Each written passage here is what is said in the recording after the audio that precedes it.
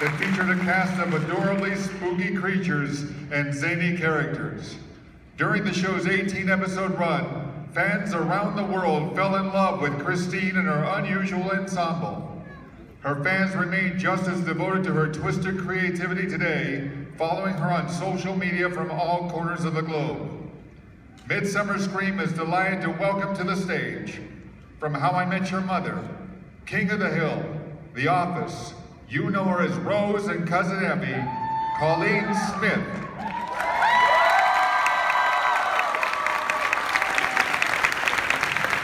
With credits on such shows as Jim Henson's Creature Shop Challenge, American Horror Story, and Seagull Team, production designer for the curious creation of Christy Mcconnell, Darcy Prevost.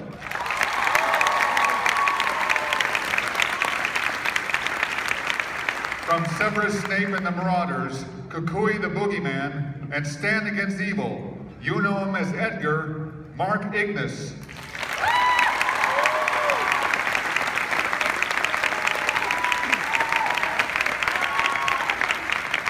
From the Muppets, Where the Wild Things Are, and Sid and Marty Krofft's Sigmund and the Sea Monsters, you know him as Rankle, Michael Ostrup.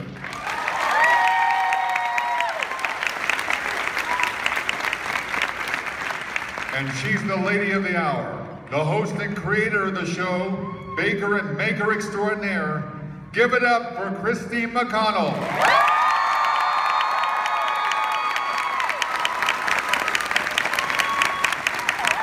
And your moderator for this curious crew, Emmy Award-winning writer, producer, director, creative designer, and maker with credits that include Return of the Jedi, E.T., Poltergeist, and Gremlins.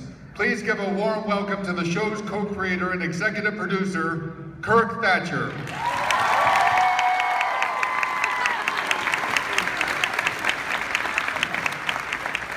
Thank you. Wow, we filled it. We had no idea. We looked out 5 minutes ago and it was half full. Like, man, people don't really care. Thank you all for coming. This is super exciting. This is probably the only panel that will ever be done for this show because Netflix didn't bring it back. Seriously, write letters, start a campaign because we all want to do it until we die, which is just scheduled and would probably be 3 more seasons and then we'd die. All right, we'll get right into it. So first, I actually wanted to interview Christine a little bit because I don't even know some of these answers. You have an Instagram account. So 2 years ago, who approached you and said, hey, let's do a show? Is this working? Yeah. All right, yay. Hi. Was it 2 or 3 years ago? Something like that? Yeah, I 3 had years. Decorated my parents' house for Halloween. My mom's right here. And you should all thank her. Anyway, so she let me kind of wreck her house, and it went around the internet, and Christine, put the microphone closer to your mouth. Oh, what? Like put the microphone closer to your mouth. Oh, closer to my mouth? Hi. I'm sitting on it. Okay. So many jokes I'm not gonna make. That would be a roast joke there. But, sorry, so your mom, you did the Halloween thing, it went around, got a lot of notoriety, and Jess Grimshaw from Wilshire. Yes, Yes. She messaged me, and I had a lot of people reach out to do a show, but she was the first one that was sort of like, it was NBC, it seemed like, oh, this is exciting. I went and met with her, and we sort of just discussed what kind of show. I knew I didn't want to do a reality show, and she sort of threw a few ideas at me, and then so we sort of just kicked around a few ideas at that first meeting. And then I came back and she said, would you be interested in working with the Henson people? And I laughed. I was just like, is that a possibility? And she's like, I don't know, maybe. We'll like send them an email. And so we did that, and they met with us right away, and it just kind of... And you guys shot a pilot, or like a test pilot at your actual house. Yes, at my house. That was never aired, but in fact, they didn't build any creatures. They used one of the creatures from Turkey Hollow that I'd done. Yeah. To kind of say what, to show you working with a creature in your kitchen. And that was like a 20-minute... Something like that. We set a fire in my living room, and... Just never let people shoot in your house, even if it's about you. No, it was me instigating. instigating the fire. Of course. See, I They were didn't like, know I don't any of think we can do that. And I was like, no, watch. You just douse it in like lighter fluid and it'll go up. this. See, it's that kind of commitment that makes her stuff so fantastic.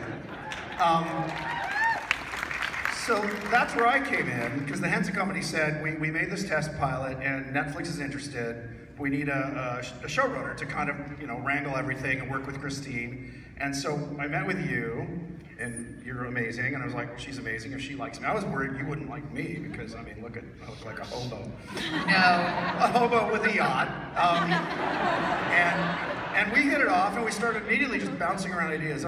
She's so creative. I'm going to embarrass her. She's amazingly creative and incredibly collaborative, which considering her Instagram account is all her.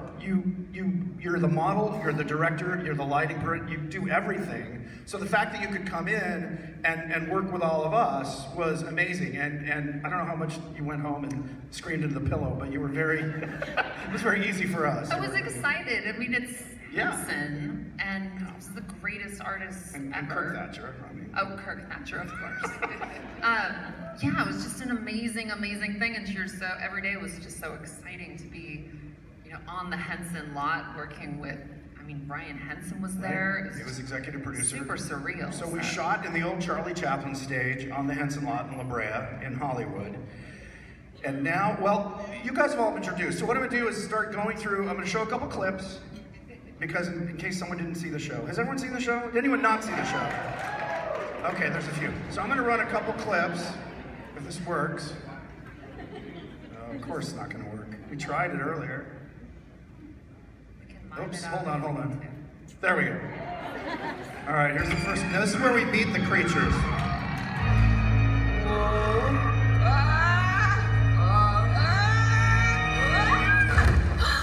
You poor thing.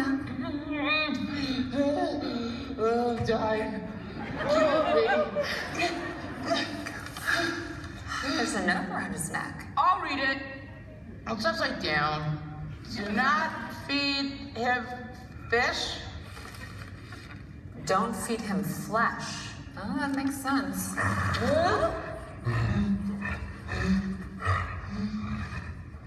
Edgar, there's no need to be frightened. He stinks. Coming from you, that really says something. All right, that's enough, you two. He's been through a lot. So he's a what now? To be honest, I'm not really sure. But his name's Edgar, and I don't think we need to worry ourselves over labels. How do you know all of this? Good heavens, it talks. She just knows stuff, okay? And if she or I see you get one step out of line, there's an incinerator in the basement that will burn you alive.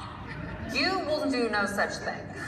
I apologize for Rose. Introductions are not really her strong suit. Indeed, her talents include binging on trash and an insatiable libido with the neighborhood dogs. The hard ones? What the hard ones? This is our home, and it's a place where the strange, unusual, and Rose are safe and welcome. Our kind is protected here.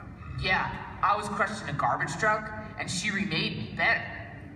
What about you, Squirrel? How does she make you also? I am a cat, and resurrected would be more accurate. He really was rather pitiful when I met him, just wasting away on a shelf. I was once revered as a god, until some jealous humans buried me alive and cursed me. Years later, I was stolen from my tomb and wound up in an antique shop.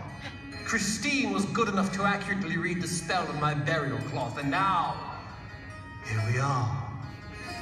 You may worship me if you like. You talk too much. All right, you guys, that's enough chatter. Edgar? There we go. So, this is so nice. We now, you sit in edit bays and you throw it out to Netflix. So questions for anybody? I know they'll all be for Christine, but I'll just, If you guys were to do a season 2, I guess what direction would you guys like to go in? More murder? We talked about it. We said the opening should be the house on fire, burning down. They're all standing outside. The house is burning down, and it's somehow due to Rose. I know. And We wanted to do a whole new set. We kept dreaming about designing our perfect house in the second season that we got to design and build from the ground up, and everybody said, well, how can you justify a new house? And I'm like, we have a raccoon that's prone to arson. Rose burns the first house down, it's fine. Well, and I think the premise was like maybe she got mad that we missed her bar mitzvah, and then after she burned the house, we could explain. Oh, sorry. Yeah. It would be a bat mitzvah for you. I kind of wanted the house because your own house you do eyes and a mouth. I'd like your house to just get up and leave. That's a great idea. It's funny because we had a ton of ideas for season 1.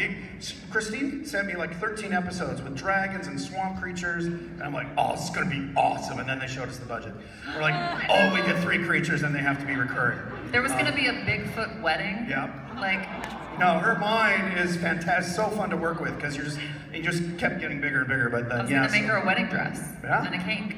I was hoping I'd get to be on camera in season 2 as a food critic in the House Murders. Well, we wanted you and Mick and Drew all to be on camera as characters because that way we didn't have to pay someone to be it. You think I'm joking? Yes, sir. You have the yes.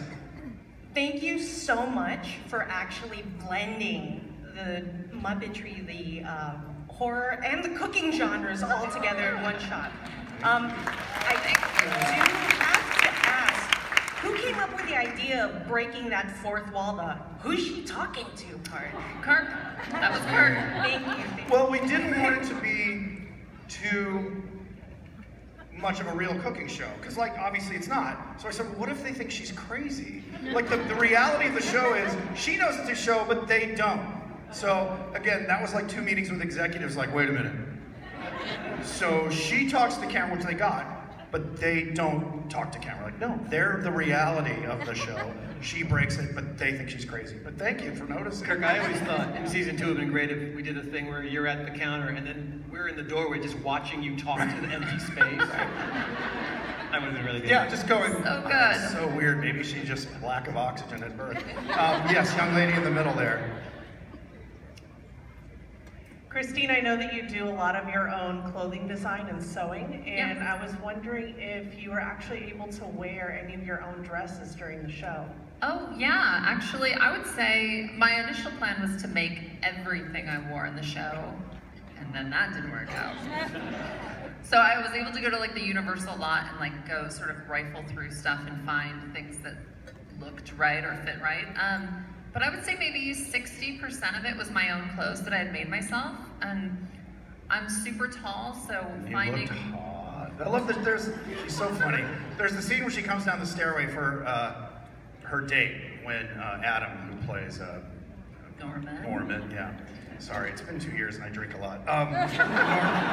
Norman shows up and we did the slow-mo thing with the hair and she's all pushed up and looks sexy as hell. And we watched it and she's like, oh, you're gonna cut that out, right? I'm like, I asked the 4 guys in the editing room, like, isn't she look gorgeous? They're like, yeah, she looks gorgeous and it's hot. So it's just so funny. You're like, you. That was one of my notes. I was like, I know what we were going for, but I just don't think it got pulled off. It did. Trust me. Right letters. All right, next question. Where we got? You right here in the front row. Hi, I'm a huge fan of your show, so this is such a privilege. If it's okay with everybody, can we hear the characters once more? Oh, yeah. We already did Lucille, so. I don't remember any of the lines. It was 2 years ago. You may worship me if you like.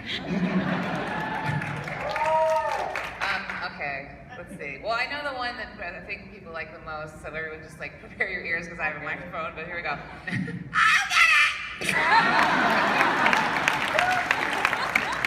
But is there anything else? Like, we could just, we could just improv. You guys are improv artists. You're like, oh, I don't know any lines. Sorry, another loud one. I'm gonna burn down this goddamn house! Which we gotta note that some executive didn't like Rose because she was too screechy. Yeah. Oh, yeah. Michael, we could just be mean to each other. What are we talking about? After I leave, I'm gonna go get a strawberry lemonade because I've just been sitting up here and my blood sugar's getting low, and I don't know how long I'm supposed to sit here and watch Kirk do pictures of bullshit. Oh, just do what you always do. Just roll around in your own filth. You're good at it. I will. I know. That was an invitation. Thank you, that was a great question.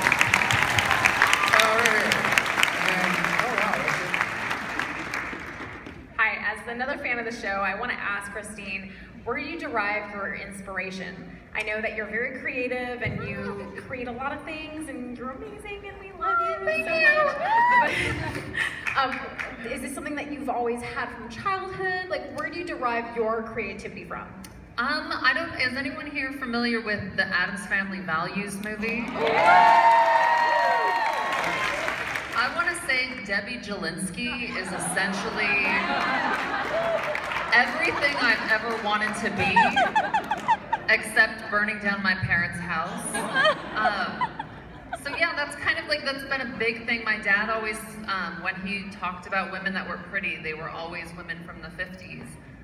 So that was kind of an inspiration on that front. And then my mom was always outside, digging trenches wearing pearls. And so she was kind of this like hyper feminine person that like... Burying people? What? Was she burying people? I'm not allowed to say, but basically she was just kind of, she was always using power tools. She's a general contractor. So it was kind of this person that had this incredible impact on me that you can do anything you want and wear excessive blush at the same time. Inspired a generation of Wonder Women. All right, we have a question. Hi, Mom. Stand up, Mom.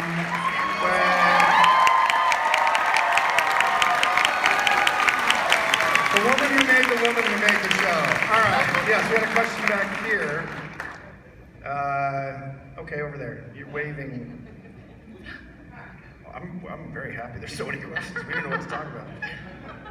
So you guys make a lot of really cool and tasty looking things on the show. Did you guys get to actually taste any of the food? Nothing. I didn't get to eat anything. I had a piece of the chocolate tea set we each got a bite of, I think. I got a piece of Ouija board. Yeah, I had the Ouija board. Oh yeah, the Ouija board was the only one that we got pieces of. But I remember there's communion. There's one shot where Edgar eats like a bunch of those peanut butter white chocolate bones. Oh, right. And after I was done with that, I went and like, oh, I bet I can eat this now. And somebody from the food department stops me and is like, you don't want to know what we've been doing with that all day. Because they're just like, there have been at least 5 hands on this and other things to keep it. Because they all smell amazing, but they also have to last the entire Right, so they'd be day on lacquered. set. There is a funny story about the Ouija board. My assistant, Elko, do you guys remember this? The Ouija board, the clear coating on it made it look glossy. Yeah, candy glass. It's candy glass, but he had a digestive problem with it, and he ate it was gingerbread, so it was delicious, covered in sugar, so he ate a bunch of it. Shortbread. What's that? Shortbread, sorry, Watch the shortbread. show? I mean, And I didn't worry about what, I knew it was covered, I didn't really pay attention. But he ate a bunch of it and he had to leave the set for the rest of the day because I didn't make that cookie. No, I know. You didn't, but... The most torturous one by far, though, was the chocolate tea set. That was Because great. inside of Edgar's head, I could smell the chocolate wafting inside. And to just sit there, like, it sounds like Edgar is panting inside of that, but that is me drooling inside of my head. All right, let's do something. There we go, in the middle, right here with the beer. I'm trying to spread it out, guys, so it's not... Hi. Big fan. Love what you guys done. It's funny because guys like me don't really watch cooking shows. Exactly. But me neither. I do watch Cupcake Wars and Halloween Wars when it's on, Halloween season. And when I saw your show on Netflix, I said, oh, this looks interesting, and I loved it. Wondered if maybe you guys have thought of pitching it to another network or even doing YouTube channels, stuff like that, because I'm pretty sure people would totally subscribe. Well, go ahead. She has a YouTube show and a Patreon account that she's doing. But it's really just you. It's not the show because it's kind of owned by Henson and Wilshire, I guess. Henson, Wilshire, Netflix. So to answer your question, I 100% would love to. We all wanted to. Oh my God, it was so much fun, and I absolutely fell in love with these people that were so hilarious to work with. So if I'm not closing the door on anything. even if I'm like an 80-year-old lady and it gets picked up one day. Well, then I'd be dead. I'm And maybe that's what you want. But you should watch it. She transforms a couch, and like Oh yeah, the first episode. It's not just baked goods. And we've already discussed a cameo. A cameo, so. But it won't, like the puppet won't be there. So just you know. Unless we manage your build a new one and call her Roz. Yeah. Yeah, we've talked. There's all the politics that we're not involved with. Why it's not been picked up or sold somewhere else, and we're not privy to why. But we all want it, and send cards and letters. I'm sure everybody here wants it too, so I think that's a smart idea. Thank you guys. Thank you. All right. We'll do you. You're pointing. Sure. Go in the back. Waving. Wave your hand. You're looking back behind you. You. The glasses. Yes. Waving your hand. Sorry. And real quick before then, if we did have a second season, I think I would love to incorporate all that gorgeous furniture design that Christine has been doing and producing. Problem is we need 9 months of pre-production to have her make everything. And they don't usually pay for that. Sorry, go ahead. Yes. Hi. Oh, also a big fan of the show. Christine, it's good to see you again. I met you in front of on October during Halloween when you had your parents' home all decorated. Oh, yay! So my question is actually about Norman, because you mentioned him earlier. Like, how was it like working with the actor and the character? Where did he come from? I love how perfectly he fits with the show and kind of how they're like not really sure of him, but at the same time he's like a perfect fit for everybody. So I'm curious how that kind of Adam, we had a casting session. We probably looked at 20 different people. You wanted someone tall. I wanted someone tall, but not that good looking.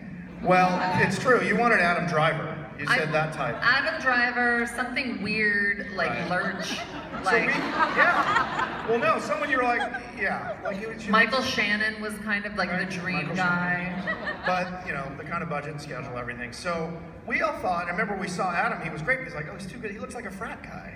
But then he's great. Very creepy at being like a Ted Bundy. He was basically Ted Bundy. He was the super good-looking guy who worships Satan, and he was great at improvising and playing with this. So it was funny. He's really like, don't trust your instincts always. And he did this great read, but even then he was still like kind of frat guy. But when he came on set and clicked and brought all this weird, like that whole thing where he holds the knife up and he's going, he actually went and found some Latin, from satanic verses in Latin, and he was kind of mumbling before they come in, and he's spooked when they show up. So he brought a lot. He had a blast. He was when he's not shooting our show, because he wasn't in every episode, he was a car repossessor. So he has stories like, okay, this guy, because he looks like, his name's Biff and his dad owns a yacht. But he was great. But it was through casting, and he just clicked, and we were very happy to have him. Yeah, okay, let's do one. I haven't done over there. You in the red bun. I think that's a bun, yeah. Get it out of you. You have a magnetic coil on your head. My daughter wanted to ask this, but she wanted to know what Rose is made out of.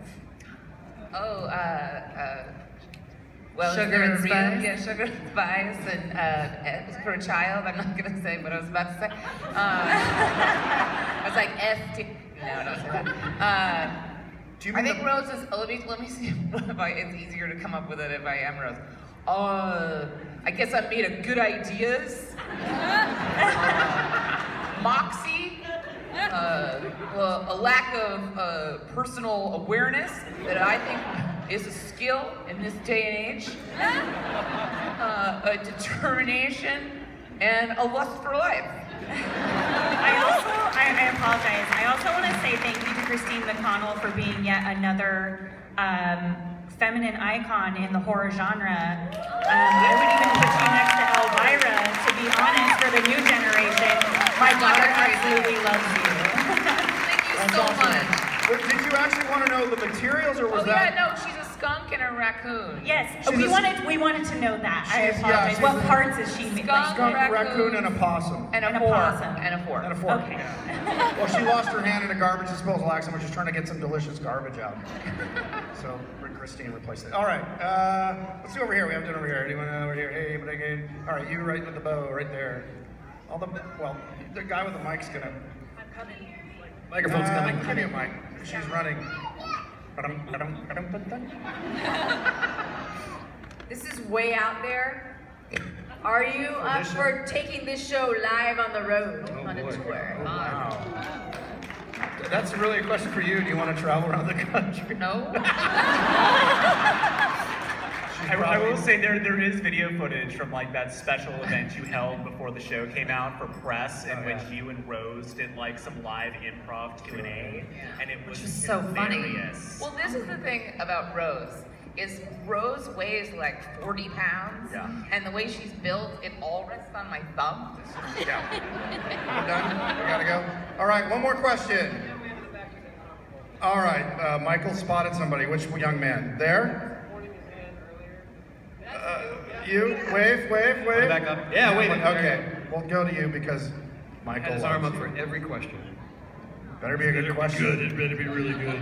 Better be a good question. No pressure. Last question. What was your guys' favorite experience during the first season? It's a good question. Should we go down the line? You start? Oh, I don't want to start. I gotta think about it. Let's start at Rose. Let's start with you.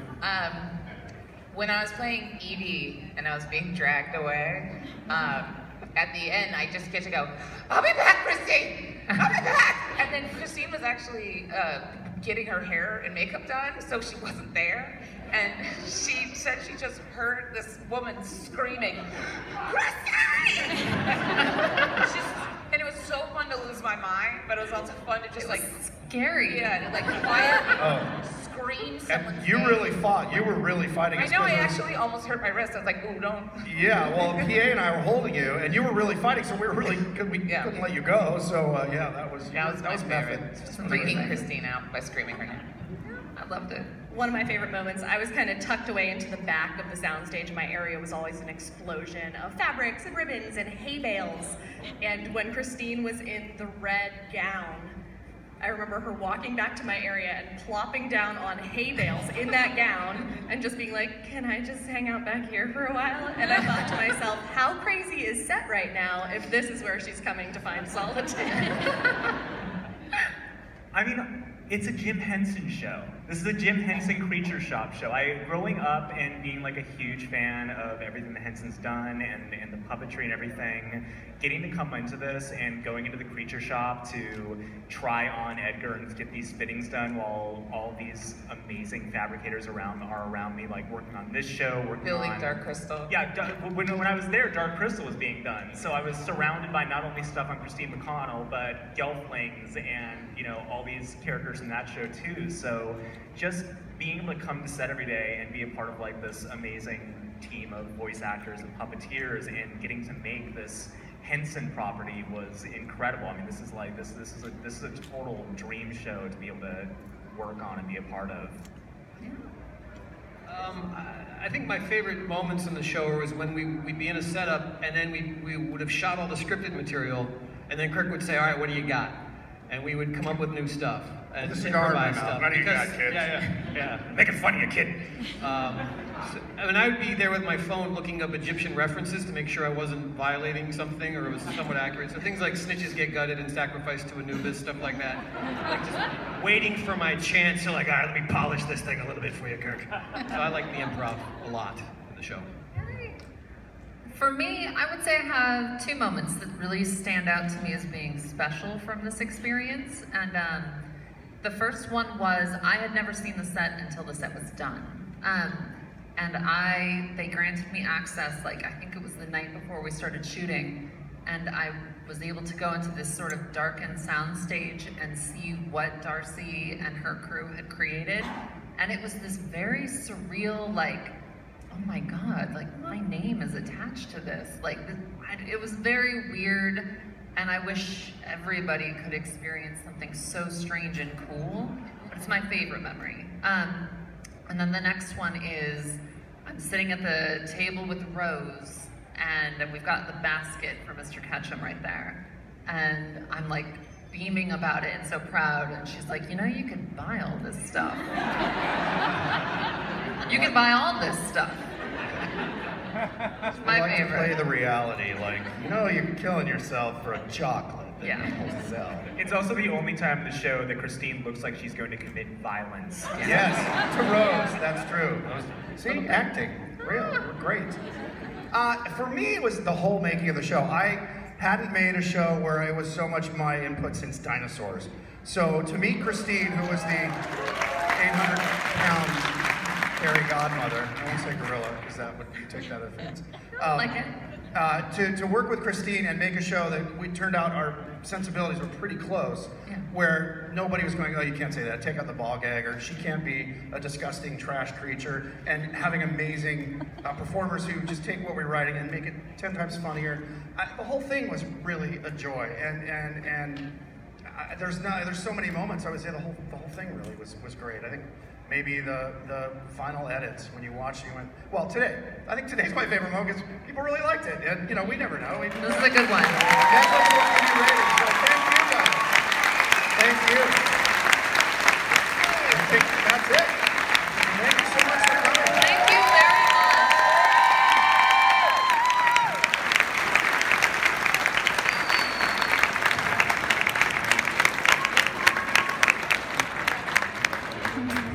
Ladies and gentlemen, at this time we ask that you gather your belongings and please exit so we can prepare the theater for our next presentation.